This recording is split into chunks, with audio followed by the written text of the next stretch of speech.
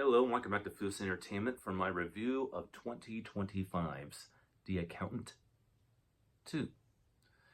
Now, there is no physical copy of the movie. It's still playing in theaters, although you don't have to go to the theaters to watch it. You can actually watch the movie as a part of your Amazon Prime subscription. You can watch it, no additional cost, in 4K right now on Amazon Prime. Hopefully after my review of the movie, you actually will decide you actually want to do that. We're talking about the plot of the film, the rules opinion of the film, my opinion of the film, plus my experience of watching it theatrically at my local theater, watching it theatrically with this big screen above me back here, pulled down, with my family joining me in the audience, and how they enjoyed the film. And give you a ranking on the film, maybe some trivia. Kind of got the trivia on the last one, so we'll just cover that a little bit later. It's the same thing. All right. The plot of the film. Taking place 8 years after the events of the last film, The Accountant, Christian Wolff is basically experimenting with the society a little bit, manipulating dating apps and dating services to doing other things. He's definitely just enjoying, and obviously looking for his next job. When he discovers that the Treasury agent that he put in charge of the Treasury Enforcement Agency had been murdered, and the agency trying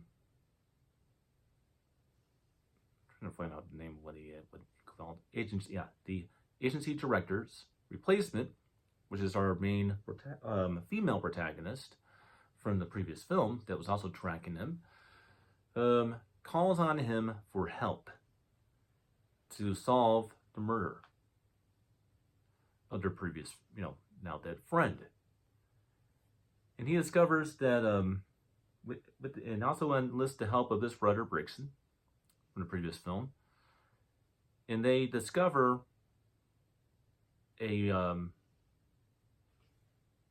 conspiracy on bringing in Mexican nationals through a human trafficking ring into the United States. And he actually goes ahead and discovers that it has to do with this Mexican family that was captured by these madmen, and they imprisoned their son into some prison camp. And as for the mom went ahead and lost her memory, kind of like a Born Identity thing. And her husband, of course, was killed.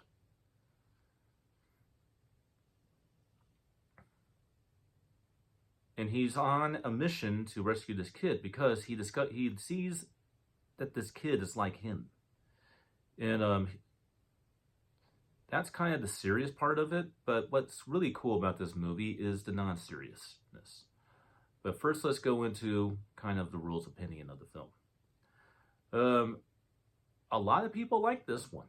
A lot of people like this one a lot. People like this second film a lot more than the first film.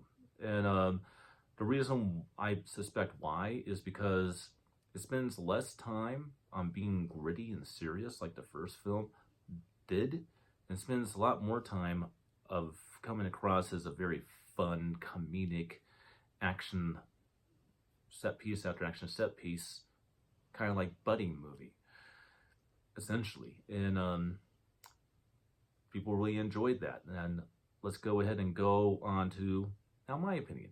I agree 100% with Society on this one. Last year, I ranked my favorite action movie of the year. My possibly the favorite movie of the year for me was Matthew Vaughn's Argylle, which everybody else would consider it to be the worst movie of the year. Well, let me go ahead and take two movies that are playing right now in theaters. One you can watch on Amazon, which is one I'm talking about right now. One just came out in theaters. You have Mission Impossible: The Final Reckoning, and you got The Accountant 2. Now, let's also kind of compare Argylle to something like John Wick 4. Although John Wick 4 came out at a different time, didn't it? But you get the idea. We're going to take a very serious and not so very serious. We're kind of going to tell you what I look for when I declare a film, or possibly make a film a contender for being the best action film of the year. When I get crown something the best action film of the year, I want it to be a fun movie, not some gritty, over serious, depressing action movie. No, I want the film to be fun. And that's basically what I feel I got with this movie. Mission Impossible is not so fun like their films before it in this franchise. Final Reckoning is a very serious, very gritty, and kind of at points in time, very depressing movie. The Accountant Part 2 is just a fun fest of the film. I mean, the buddy aspect of back and forth between Ben Affleck and John Barrymore, with Kristen Wiig and Brexton, the back and forth between those two. So many funny scenes with those two. Like, for example, you take the you go ahead and take the bar scene in the movie. You're going to a country western hillbilly bar, and he's never danced before, but because he's autistic and his mind works differently than everybody else, he goes ahead and mimics everybody dancing, and then pisses off one of these country hicks that thinks that this woman that's talking to him is their girlfriend, and turns us into a duel. And then you have Braxton, of course, going nuts, and next thing you know, you see all three of the cowboys being thrown right out the freaking windows in the door of the bar. And then he takes his hat and it's like, oh, nothing like kicking the shit if somebody has it coming, or some shit like that. And it's just funny. It's just funny stuff like that. And there's funny perks, there's funny quips all throughout the movie with these two. And the back and forth is just amazing. The action in this movie is spectacular. And there's a hell of a lot more of it in this movie than there was in the last one. This is far more action affiliated than it is story driven. So it's driven more by the action set pieces and a lot less driven by the story. But it still has enough story in there that you can understand the movie. It's still a kind of an espionage film, so it still kind of falls into that grit of being a spy movie, while not being a spy movie, just like the first film. And it's just a freaking awesome movie. Now let's go ahead and talk about my experience with the movie going to theaters. This is one of the better experiences I've had going to my local theater. Everybody was laughing their asses off at all the funny jokes and perks of the film. It was wonderful seeing everybody's reaction. And as people know, I have my own theater. I mean, right literally above me, I can pull down a 100-inch projector screen, and right where I'm looking, where my eyes are pointing right now, I have a very advanced projector. And as you can see, I have a very, very advanced sound system. These are reference speakers, and they weigh like 10, well, maybe not 10, but about 8.5 pounds each, with the exception of the center speaker, which probably does weigh 10, and the subwoofer, which probably weighs 20 pounds. So it's a heavy-duty system. So I don't really have the need to go to a theater, but every now and then I like to do it, whether it be an nostalgic event or a franchise I've been watching on a big screen, ever since I was a teenager or even a child.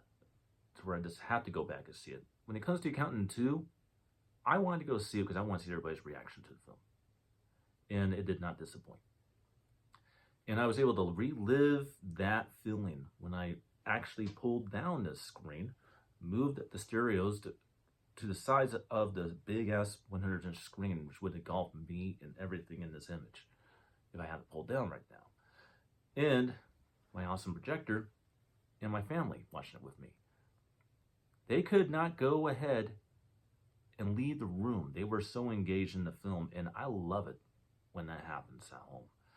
You're watching the film theatrically at home and your family's engaged. It's a wonderful experience. And that's not always the experience in this room with my family. Some films they're not into. Like, for example, my stepfather happens to be a Keanu Reeves fan. Well, my favorite Keanu Reeves movie is Constantine. He liked it, but he didn't really enjoy it as much as, like, say, a John Wick movie or Speed. You know, same thing was kind of the same way when we watched The Matrix Resurrections, because it's science fiction. The science fiction or horror doesn't really get into. That's kind of like what I get into.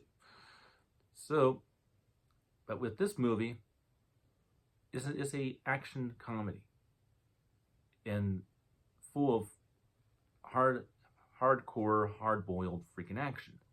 And so everybody was enjoying this movie. And I just love it when that happens. And this is how the ranking of my movie channel goes. 1 star is okay. 2 is good. 3 is great. 4 is perfect. I would say this is a perfect movie in every way.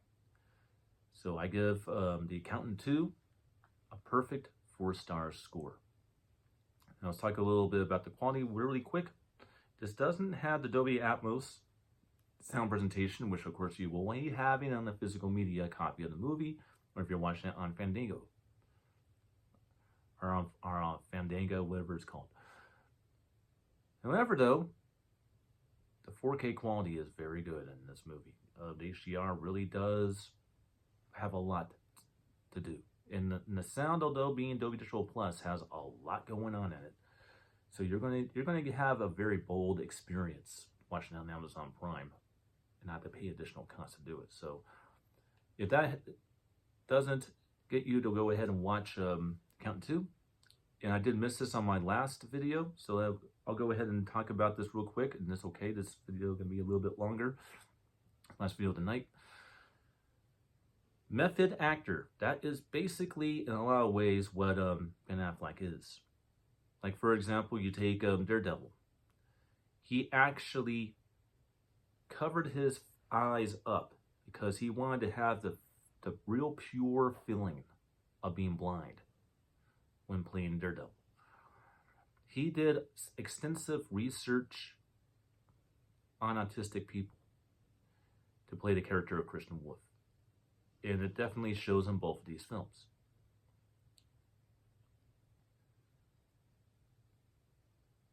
And that's just freaking awesome. Now, and of course, the last thing I forgot to do in the last video, which is always my tagline at the very end of my videos, and I forgot to do it last video, and I'm not going to forget to do it now. The Accountant 2. Have you seen it? If you haven't seen it, how are you going to watch it? Are you going to go watch it in theaters while it's still there? Or are you going to watch it on Amazon Prime? Foos says, check it out. And I'll see you all tomorrow with some more reviews. Until then.